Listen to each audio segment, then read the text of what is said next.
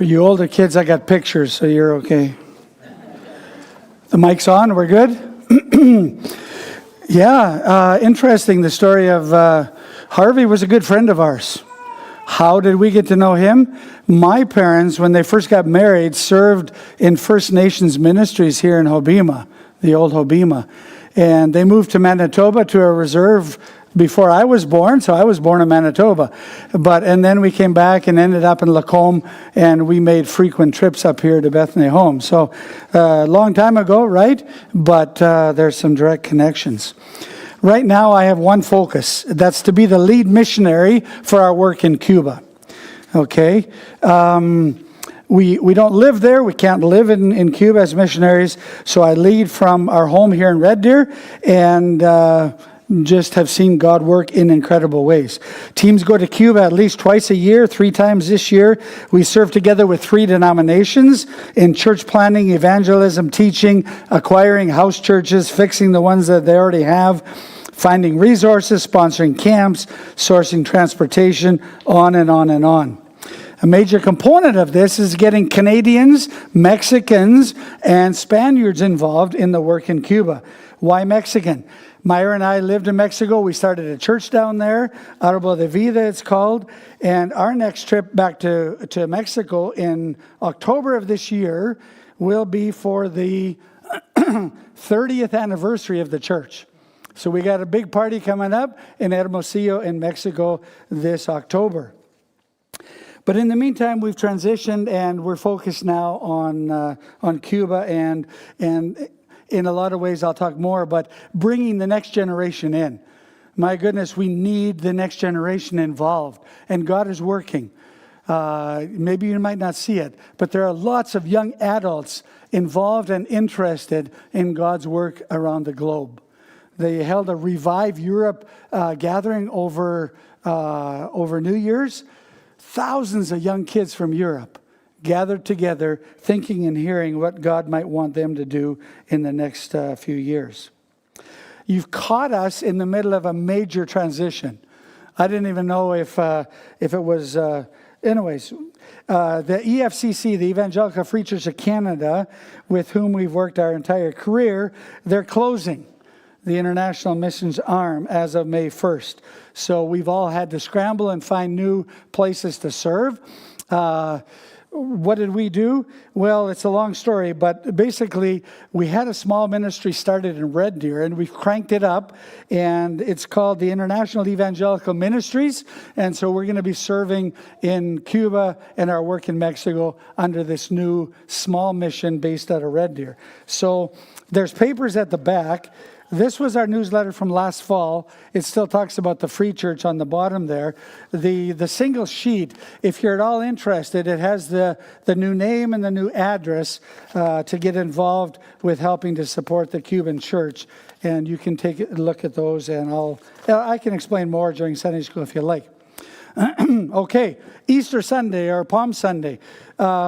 Easter leads to salvation. Salvation leads to missions. And that's how, I'm not going to talk about Palm Sunday, but I'm going to talk about missions. All right? Where are we at in our journey in Cuba? That's going to be the focus. We're 25 years into work in Cuba. We've got close friendships with so many Cuban people in ministry.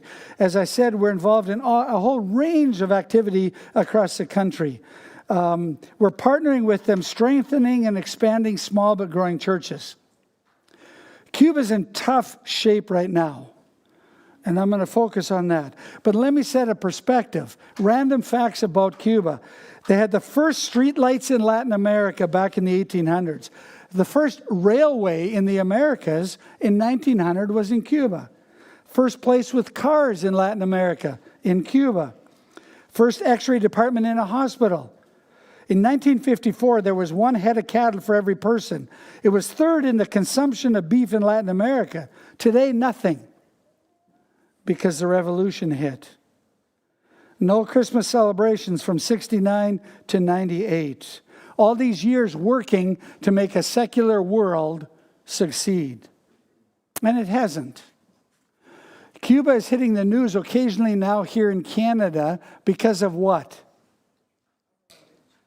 Somebody said it. Power outages. The complete grid shuts down. The whole country of 10 million people in the dark. You guys couldn't function. I don't see hardly any lights here. What would you do without electricity? Maybe you got a plant out back. I don't know. But we live and survive with electricity. So these last couple trips to Cuba, they have been intense, and I'll share you a little bit about that. But it's a perfect opportunity to talk about darkness because they're in the dark. Where's God when you're asleep? You know, we spend a third of our lives in the darkness, right? We just sleep. Psalm 3 says, I lay down and sleep. I woke up in safety because the Lord was watching over me. There's two places where God is when we're asleep. He's near and he's alert. Those two things are so key in Cuba right now. God is near. Psalm 4 says, in peace I will lay down and sleep. For you let me rest in safety. Sleep is like a mini death. You know, you can sneak in and draw on people's faces at night, right? All kinds of stuff. Because we go cold to the world. We also say dead to the world, right? He is dead to the world. Babies, they sleep soundly because mom and dad are around taking care of them. Psalm 145, the Lord is near to all who call on him. Sleep like a child. We literally entrust ourselves to God, even if you don't think about it. Between lights off and the time you fall asleep, give the next 8 hours to God. In the darkness, put himself in your care. You really don't have a lot of other choice either. But you practice it.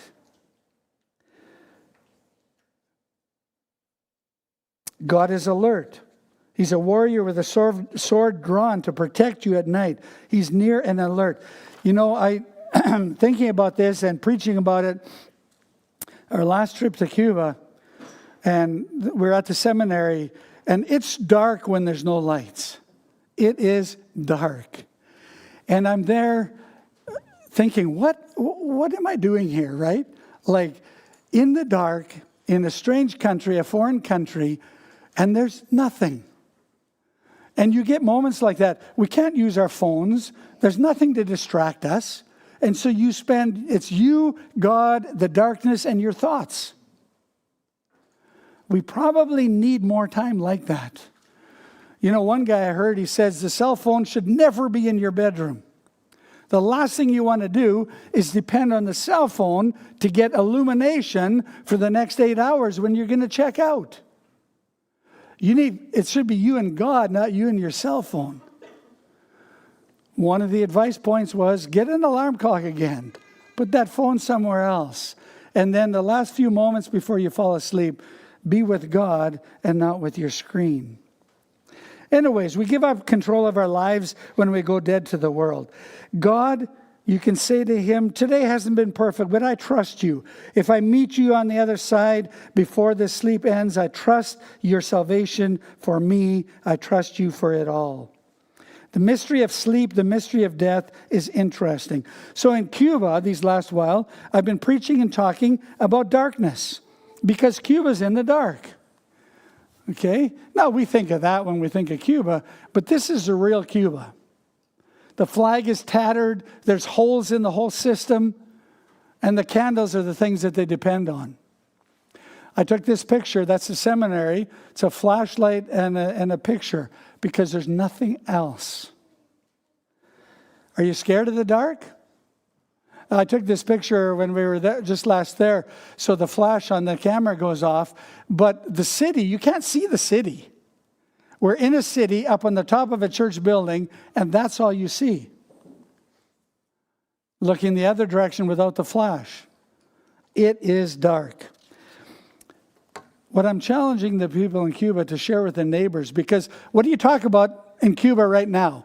You talk about power outage. You talk about how are you surviving without power.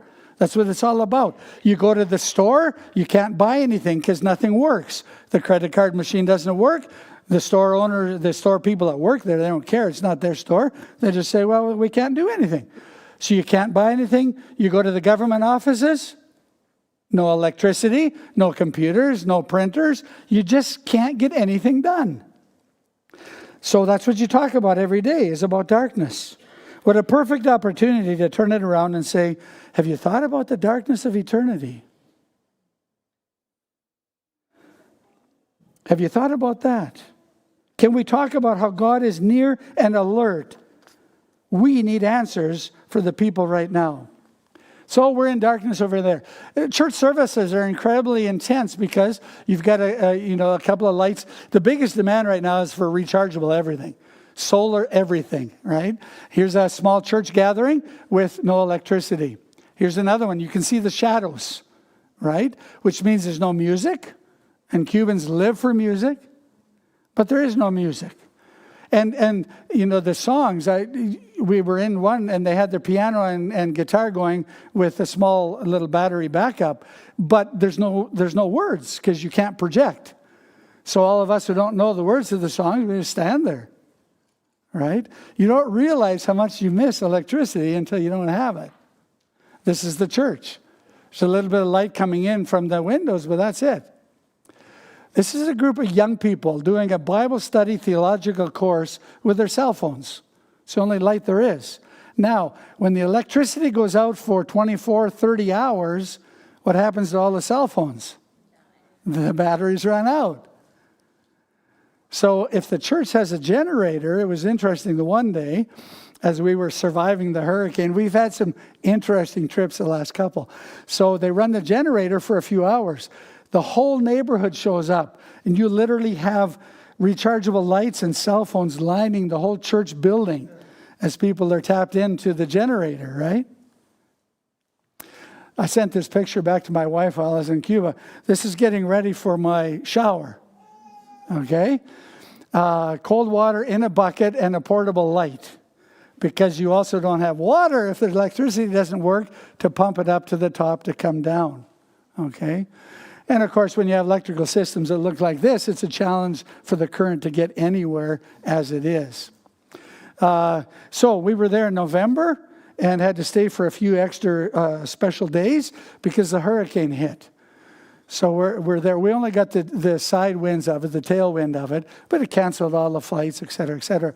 So we're there in the dark with the hurricane winds whipping around everywhere.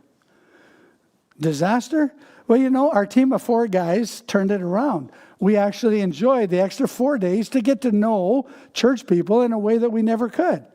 You spend the whole day. The Cubans' lives are survival lives. So you spend the day figuring out how are you going to get the food ready for your family. If you normally cook with electricity, that's out. Normally cook with gas. Oh, you haven't got a ration of gas for the last 2 months, so there's no gas. Do you have any kerosene stoves left? Maybe, maybe not. What are you left with? Wood. And so you figure out where you can cook with wood outside of your house. Anyways, the hurricane hit. You go to the nicest churches and they've got a charcoal, a place to cook with wood out back. We're involved with the different churches. This is one of the biggest ones. Another ministry started it. They never finished it. So we asked for permission and we're coming in to finish this church. And it's going to be incredibly gorgeous when it's all done. If a church was in existence before the revolution, we can remodel and fix. If it wasn't, they can only have house churches. So that's the major difference going on there. So this is a beautiful new church, and they're cooking out back with wood. Because nothing else. There's no solution. Okay? This is one of our pastoral families. They're still cooking with kerosene. Dirty, sooty, and dangerous. Okay? But in all of this then, what's happening is people are coming to church hungry. And so this particular church is coffee and a bun to everybody before church starts. Otherwise, the stomachs growl. And nobody's listening to the Word of God anyways. So we're involved, helping to financially make sure they can make this happen. Little kids need a bun, right, before Sunday school. Poverty like I've never seen before. And you know who it's hitting? The seniors. Your pension in Cuba would be $3 a month. $3. That's it. And so what's the flip side of this is ministry to seniors is leading to incredible salvation among seniors. Our one guy baptized 6 seniors yesterday because they sold their souls to the revolution and it hasn't paid off. And so in the darkness of the reality of the revolution, Jesus is light. It's true. And so they're serving guys like this who live in squalor like that, and they're seeing lots of them consider Jesus. In the midst of all that, what are the politicians doing? Serve the country, defend the country with your life. We will continue because we will succeed. We will have victory. Total pack of lies. But way it goes. It's fun being in Cuba with the cash. There's me sitting in front of a stack of money. We carry money around in boxes because it's worth so little and a lot of the bills are so small. So you show up with a stack of money like this. That box probably holds $2,000 maybe, but it's just a whack of cash. What are we doing with it? Taking and delivering it around to support our pastors and all the projects and the construction. We are not starting any denomination ourselves. We work with like-minded people. Churches like this. This is a little church on the very end of Cuba, and it's a house church, as you can see. But the pastor lives in one half, the other side is a church. But it's so full that they're pouring out into the street. This is one of our second churches. We're working with 150 churches now across the island, actually helping support their pastors in their congregations. This is the church in Perico, the pastoral family, incredible family. Their daughter leads all the kids' ministries in the church and the neighboring areas. Their son, Abraham, there's a small church mission point, and the person leading it quit. And he wrote about 6 months ago, Steve, I'm going to take over. God is leading me to preach in that little mission point on Sundays. Incredible family, worthy of all of our support and our dedication for them. Another one of the churches we work with, this one is one of our projects that started from nothing. My dear friend, Delphine, he retired. But he says you don't really retire when you're in God's work. And so him and his wife took their little retirement home that we helped them finish, and they turned it into a church. Didn't take them long, and the neighborhood's there. That's their gathering, their small congregation. And so we've just finished an outdoor roof only, and this is where they're meeting now as they've grown too big for the living room. This last trip, we were out in a little town called Hibara, and poor neighborhood, struggling churches. But there's a small, faithful congregation of people who realize the light of Jesus needs to be in this community as well. This is a church in way down south in Chiverico. I've not been there myself because it's a 6-hour drive across some of the lousiest roads you can imagine. But we're involved by distance. You see the green chairs in all of the pictures. For the longest time, we couldn't buy a chair for anything in Cuba. And finally, there's a factory that is willing to sell us chairs. So we bought 2,500 chairs and distributed them across the churches. Literally yesterday, the lady got in touch with us again. They have 1,000 chairs for sale. What did I say? Yes. They're about $13 a chair. And so that's a $13,000 bill. But you have to, in Cuba, it's like going to Costco. You buy it if you see it there, right? In Cuba, if you get a chance, you just got to take it because you're not going to get another shot. Anyways, if somebody wants to help me buy chairs in Cuba, you can talk to me about that. There they are again. This one has 3 walls and not a side wall. It's a new one in Sandino that we're involved with. In Caimito, again, they just put up the roof, but there's at least 100, 120 people gathering there as well. This little guy, for whatever reason, they named him Esteban. That's my name, Esteban. So in Spanish, we're tocayos. There's a word for if you share the same name. And so Esteban and I are tocayos. And I enjoy the little fellow. That's his parents in the back. They're the pastoral couple at the church in Caimito. This church is incredible. Very few of the churches are brave enough to put their sign on the street. Number one, it's illegal. Number two, if your local politician turns his eye to it, you might get away. This is the Marquesado church. It's a house church. And I came there and I'm like, seriously, Alexis, you got a little carried away, right? That's the name of the denomination and the neighborhood where the church is. This is the couple, Alexis and his wife, Ania. Who are they? Both former police officers. Tells you why he's not quite scared, right? His testimony is incredible. His wife was friends with a believer. She heard the message. She accepted Jesus. A few months later, he did as well. Right now, he's serving as the pastor in the neighborhoods where he was the police officer. It's just radical and huge. And the fact that as a police officer, you had to be secular, a person of no faith. They've left all of that behind and are serving the Lord now. They moved into leadership fairly quickly because the last pastoral couple left for the U.S., which is another major problem. I like this guy. No fear. He says, Steve, just painting the sign because I want everybody to know that this is a church where you can come and hear. Okay? That's their their Christmas gathering. Packed out. Beautiful to see as they share the light in Cuba. This couple, they were living in the city of Ciego de Avila, and one of their relatives left for the U.S. In the last 3 years, 2 million Cubans have left. Something like that. Your age as young people, the only plan you have is to get out. It's the only plan. There's nothing in Cuba to stay for. And so their relatives moved to the U.S. and they had a house and a little bit of a farm property in another community. Someone has to take care of it or they lose it. So they moved there and said to their pastor, let's start a church. Look, we have a garage. And so we're involved with this couple to start the church. Kids ministry.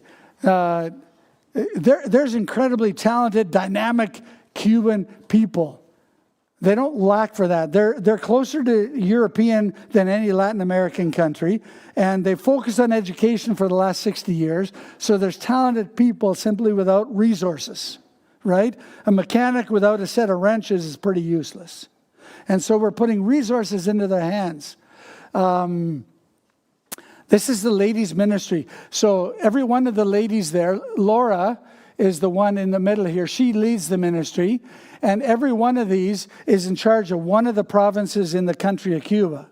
So Laura assembles the 13 women, and they're leading the kids' ministries across the nation for Los Pinos Nuevos. We support all these ladies. We don't just support the pastors, we support those in ministry. So a small amount of money, I think we're maybe in the range of $20 a month, maybe $25 now for every one of these ladies as they serve across the country. What are they doing? They're leading kids camps where they have 200 or 300 kids coming out. They're leading we used to have 5-day clubs in homes, right? Remember those days? Well, they're doing that. Cuba is basically living like we did 60 years ago in a lot of ways. And so flannelgraph, big, new, and exciting. The kids haven't seen it before. And most of them, none of them have cable TV. Most of them don't have internet. So anything creative is attention-getting. And so the kids, interesting, when all these people have left Cuba, a lot of them left their families behind in the charge of Grandma and Grandpa. What would Grandma and Grandpa love to do? Send their kids somewhere for a break. And so the kids' ministries are booming across the country. And it's a neat opportunity for our churches to be involved. When there's no chairs or tables, you sit on the floor, and that's good enough. This is a ministry that Yaley has in her house, and she'll often have the kids come And the parents just let them stay overnight, and they have a whole weekend of activities in her house. Our ministry is called Encourage Cuba. And I don't know some days how to encourage them, because I'm only there with them for 2 weeks. I know I'm leaving on a plane back to my world in Red Deer, okay? But one thing we can do is we get together so that they can have fellowship and socialize, and we can be involved in sharing with them, because all of us have similar life stories in some way or another, right? One person on this last trip came with me. She became a believer. Her first 10 years as a believer, she had cancer. They went through COVID. Her son had major lung complications, and her husband died of cancer in 10 years. Well, after that, the one thing I'll never forget, she stands up and says, I learned through all of this, all you do is you get up in the morning and you say, God, give me enough for today. I will trust you for today. Well, she shares that with a group of pastors. It connects. You can encourage, because the God that we have, that we serve, is the same God. And the second gathering of pastors that we held. Now, in Cuba, if you live 15 kilometers away from somebody, you usually don't see them. It's too far. You either walk or you ride a bike, if you have a bike. You can try and take public transportation, but that's scarce and expensive. So a lot of these guys hardly see each other, even though the pastors here are within an hour and a half circle, all the churches. Okay? So we pay for transportation, we pay for the meal, we bring them all together, and we share with them, encourage, et cetera, et cetera. So we're funding lots of gathering events for training and equipping as the pastors need that encouragement. This pastor in the white shirt there, they supplement their income with his skills as a barber, because even the church pays him, we give him another $20 or $30, but even with that, you can't survive. Okay? One illustration. So his monthly salary would be in the range of 10,000 pesos. A good set of shoes for his son is 50,000 pesos. Just doesn't work, right? If you collect your pesos, I said your pensioners $2 or $3, $4 pension. It's 1,000 pesos. 1,000 pesos for a pensioner, 4,000 for a school teacher. Yes, you can go to the local farmer's market and buy vegetables and so on there. But if you want to go into a store that sells imported items like shampoo, shoes, stoves, washing machines, you cannot use Cuban money. The government pays you in Cuban money, but you can't use it.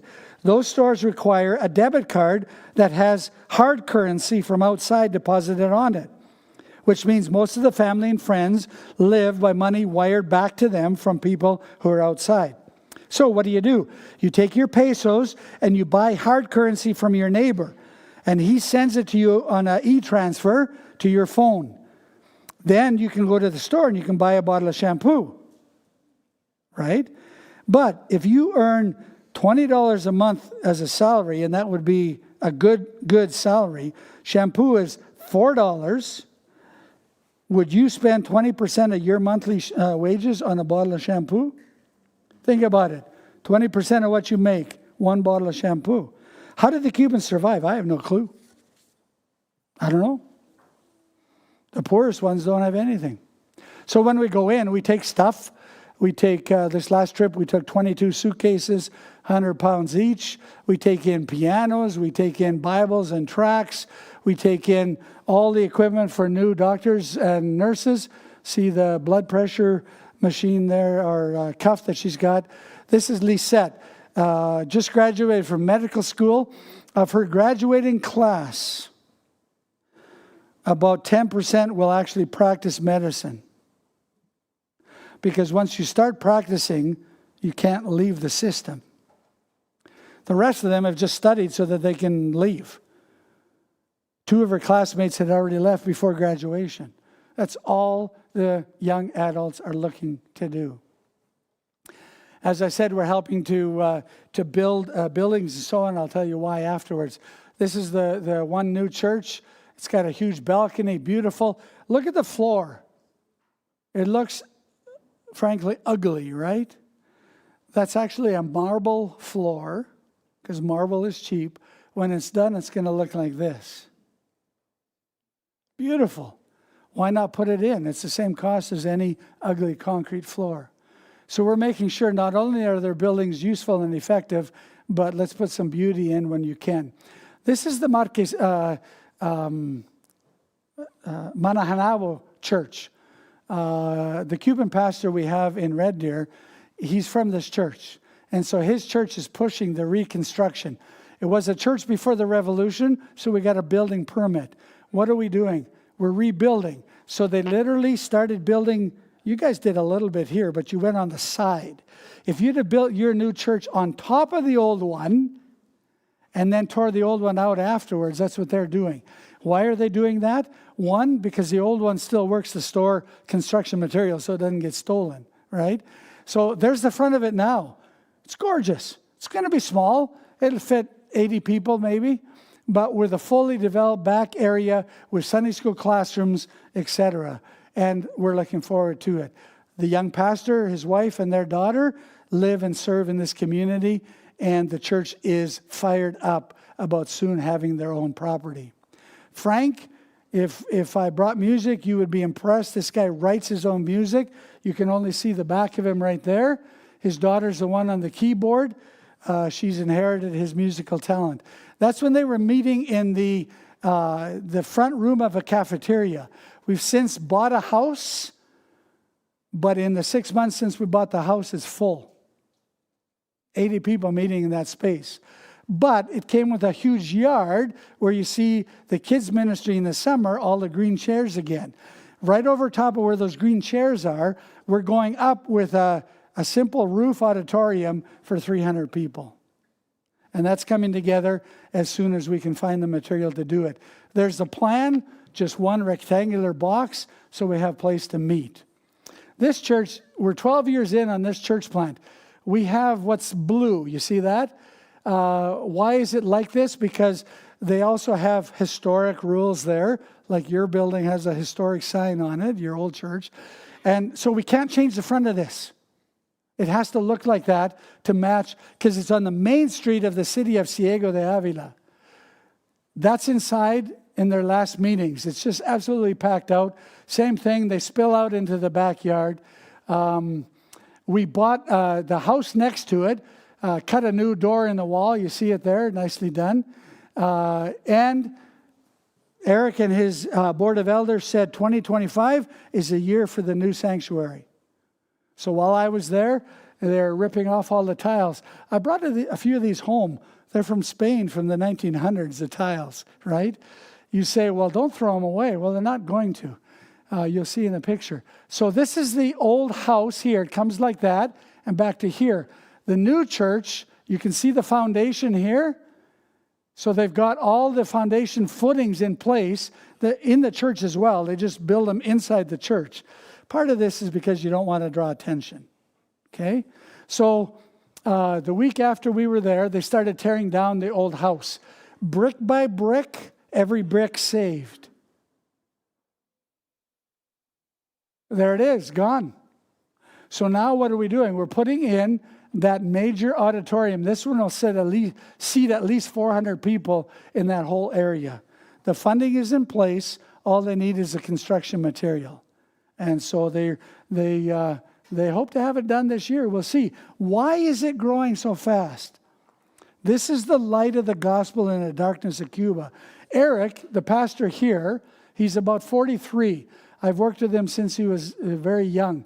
This is his daughter here, okay? He sends me these pictures with his arrows that he draws on them of all the new young adults coming to know the Lord.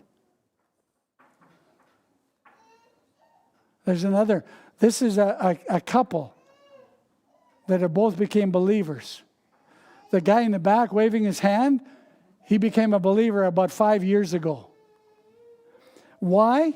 His daughter is in medical school. All these young adults are companions of hers in university that are coming to know Jesus. Incredible what God is doing there. So the young people have no hope. They need the light of the world. The old people as well. Some of our projects get stalled if we don't have cooperation with the government. They said we couldn't make this church any bigger, so they put in a garage right here. So the car parks in the church. Sunday morning, you drive the car out and you got extra space, right? You guys have heard me talk about building. That's not all we do, but it is one thing. So I have to show you this. Every once in a while, we finish a project. Okay? Don, who works with me in Cuba, him and I, Steve, we got to finish what we got going before both of us get too old to keep going. And so this is one that is finished. Most of the projects end up being successful, about $5,000 a year for 5 or 10 years, and then we get them done. This one is literally 10 years in, but it's completely finished. Okay? Some of the young adults we're working with, young people, this is also incredible. Now, there's a price to be paid, and I don't know that we're interested in what it costs. The young adults don't have hope. They don't have jobs. They don't have money. If they have a cell phone, somebody gave it to them. So they've got lots of time and limited future, limited hope. The church and Jesus offer that. And so we're seeing incredible numbers of young adults coming to our events. I told you I'm bringing Spain into what I do in Cuba. This is a university college, Bible seminary professor from Spain, Carlos, who knows how to connect with these young adults. And this is our altar call afterwards, where these young adults have said, you know what, I'm interested. Let me see what God wants for my life. Pastoral or mission work within Cuba. And then we hold a youth gathering in the summertime, and we pack out the auditorium at their seminary. So full that it's lined up outside. And these guys decided to join and study the missions program we're offering. God is at work in Cuba. Some of you heard of our medical program. I want to jump back to that because it's back involved in Cuba. This is Dr. Jerome Harvey. He's 89. He'll turn 90 in the summer. 20 years ago, as you can see from the sign, 20-year anniversary, he went with me to Cuba. He had just retired, and he said, what are we going to do with all the used medical equipment in Thunder Bay? And you know the story. Cuba said, yes, we started shipping. Okay? We are 108 containers in. 108 40-foot containers of medical equipment to about 7 countries around the world. Now we're down to just 2, Zimbabwe, and Cuba came begging 2 years ago. They had turned their nose at us about 8 years ago. Now they're begging. And I said, fine, if you got your system figured out. And I talked to the officials, and they didn't have it figured out. In the meantime, because of the crisis, economic crisis, they're allowing churches to receive donations. So we're donating church to church now. And so this is the container that went in October. They pack them in Thunder Bay. They pack them like a box, squeezing everything right to the last bags of used clothing up on top. And then the boys seal the container in Thunder Bay, put the lock on it, and it gets opened in Cuba at the seminary, which is a miracle itself. The customs officials showed up on our property to go through the load. Wheelchairs, 30, 40, 50 wheelchairs. Boxes and boxes of equipment mostly for hospitals, but now that we're donating church to church, we can also send in tools and equipment for the churches. So they unloaded the container. I tried to warn them. This is major. They unloaded the container in the tabernacle, the church there on the seminary property. Got it all past inspection. I invited all the doctors that I know from our different churches. Claudia, Lisette, the guys from Santa Clara. Call them all down for a weekend to go through all these boxes and divide up the medical supplies to then get sent to about 8 hospitals. It was a disaster. A 40-foot container holds a lot of stuff, let me tell you. But they got it sorted out and they got it delivered across the country. And we were involved in that. Claudia, as I said here, she's in her last year of medical school. She's married to this young man who right now is in Russia working. When Russia's a better opportunity than Cuba, you got something to say. So Claudia, this is her family who we got to know during the hurricane. Okay? And see the crutches behind her there? She was able to go down, sort out all that she needs, and she's in Matanzas delivering it little by little to all the people who need it. If you need an operation in Cuba, you get a list of the supplies that the doctor needs to operate on you. You got to find them or buy them. And when you have everything put together, you go to the doctor and then he'll operate. So she's involved in serving the community of Matanzas. In that container, they put in 30 sewing machines. In Thunder Bay, we are so well known now that we get phone calls from any kind of organization. These came from one of the teaching colleges or schools in Thunder Bay. Hey, we're upgrading our sewing machines. You want some? So they gave us 30 sewing machines. We turned around, and these went to Copay. So the ladies now have a sewing club and ministry that they're doing. And the bags are full of yarn and cloth and everything under the sun that they need to sew. The containers are an incredible ministry there. This led to me being invited to the government office, the medical office for health for the province, where all the doctors sitting around the table here, all, number one, thanked me for what we sent, and number two, asked if I could get specific things for them. One of the things we're sending to this guy right here, he's a heart doctor, heart surgeon. We're sending pacemakers. He said, for the first time in my career, I have pacemakers on the shelf waiting for patients rather than patients dying while they wait for a pacemaker. We sent him about 100 pacemakers, saving lives for something simple as that. Now, it's all about the gospel. It's all about the light. It's all about baptisms. And I want to show you this. The number of baptisms going on. And they often invite me to get involved, as you see there. This is a funny story. Lots of seniors coming to know the Lord. Alexander, the pastor, said, you need to get baptized. It's by immersion. And the old guy, he's 80-something. He says, okay, when? Next Sunday. He shows up. He has no clue. Never been to a baptism service. Never seen it before. And he's watching. He's about the fifth one to go. He says, we're going in the water? Yep. So he comes in. We dunk him, bring him back up. He's sputtering and kicking, and I never expected this. He was so mad he went home. He got changed and he came back.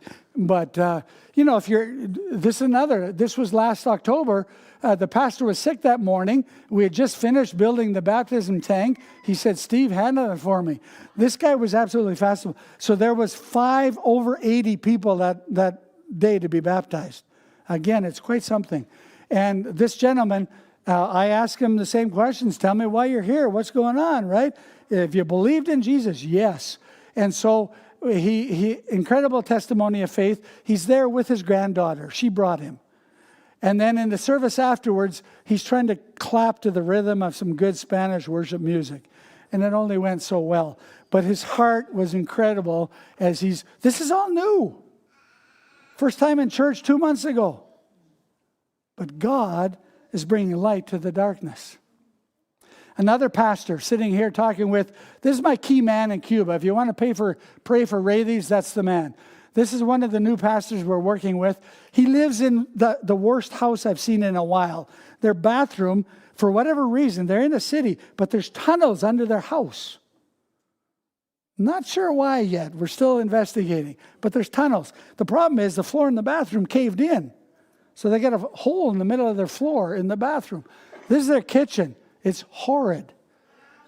But he's focused on reaching out to the next community. Here's a little map of Ranchuelo, and he's got dots on all the places they visited already.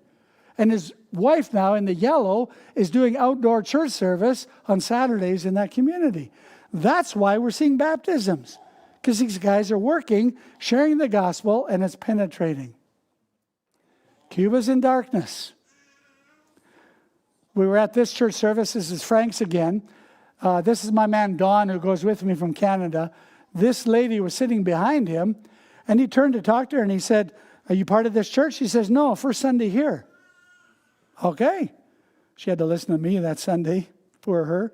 But anyways, he says, "Why are you here?" She says, "The only people I know who are happy are Christians." I decided to come and find out why.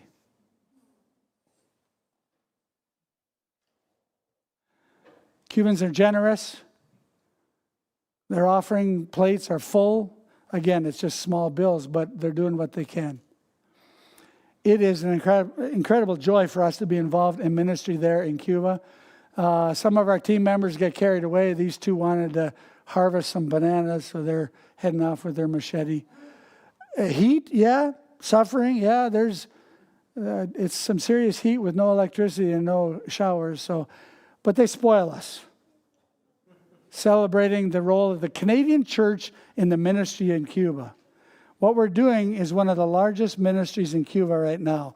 150 churches across the island with 3 denominations. It's exciting, and I'm glad to be part of it. John 8:12 says, "I am the light of the world. If you follow me, you will not be stumbling through the darkness, because you will have the light that leads to light." What a powerful message in Cuba. And let me tell you, when we're stumbling around in those houses without electricity at night, the verse comes true. 2 Corinthians 4:16 could be a theme verse in Cuba. "Therefore we do not lose heart. Though outwardly we are wasting away, inwardly we are being renewed day by day. For our light and momentary troubles are achieving for us eternal glory that far outweighs them all. So we fix our eyes not on what's seen, but on what is unseen. For what is seen is temporary. What is unseen is eternal." You know, you don't need electricity to see what's eternal. That message hits home in Cuba. It's powerful to see the congregation react as they remember what's eternal. You don't need electricity to see it. When they talk about not losing heart, seriously, I get up. I tend to be very open when I speak in Cuba as well. And I just say to them, "Look, I don't have a clue how you stand up and give thanks. Like, seriously. You haven't had enough food this week. You got no electricity. You're walking around because you don't have transportation. How do you do that? There's no medicine. You know, if you take your kid to the hospital because he cut his arm, they don't have sutures. And if you do, we gave some to a guy to go back, and I got a picture of him biting his arm because there's no freezing. So the doctor says, you brought in sutures. I can do this." And he just bite it, and he sews them up. How do you guys say thanks? But they do. They stand up and give thanks to God every Sunday. And then during announcements, they talk about who has medicine that can share with someone who doesn't have it. Incredible testimony. The Bible says, "So we fix our eyes not what is seen," because you don't see eternity with electricity. It's an absolute privilege for me to live in these two worlds. Living with you guys, the believers, people who have living faith here in Canada and Cuba. Not all is perfect there. We've had some major issues with some of the people, some of the pastors. There are some characters in churches here and over there. But overall, they're great examples of faith. I would say this: they have advantage in ministry at great cost. You can share the gospel with anybody. The cost you have to pay. They have what I call a refreshing faith. It's powerful. It's resilient as they trust in God. It's enduring. And the joy and excitement of their new believers is incredible. We call our ministry in Cuba, Encourage Cuba. For me and the team, our vision is really clear. The country's in crisis. We're simply helping the church and the pastor families be strong during crisis. We know there'll be a country in the future, regardless of their crisis, and so we're preparing people and buildings for that future. As I said, working with 150 churches across the country. Motivating and encouraging the next generation of leaders, pulling in Canadians and Spaniards. The next team I take there is a team from Spain in August. We describe ourselves as adding fuel to the fire in the souls of the Cuban church as they bring light to the dark world that they live in. The mission of God, which we have because of Easter, is to redeem the world. He shows his love to the world in daily life and in eternal life. What does this look like for you as you're involved in mission? I don't know. There's 1,000 ways to do mission. We sang the one song, "The Spirit lit the flame, the gospel of old is in the church." That's what we're about. That's what we're involved with. Let's pray. Jesus, thank you. Thank you for the church in Cuba. Thank you for the way that the pastors and the young people are serving, growing, and ministering the message of light. I pray for New Sweden Mission Church this morning. Thank you for them. As mentioned, they have sent out people around the globe. It is a mission church, and I'm thankful for that. Father, stir again this message in the kids, in the young adults, in the middle-aged couples who now have time and money to get involved. And Father, encourage the seniors in this church as they're so crucial in praying and supporting the ministry around the globe. May this church continue to grow in their commitment and involvement in global mission here and to the ends of the earth. And I pray in the power of Jesus. Amen.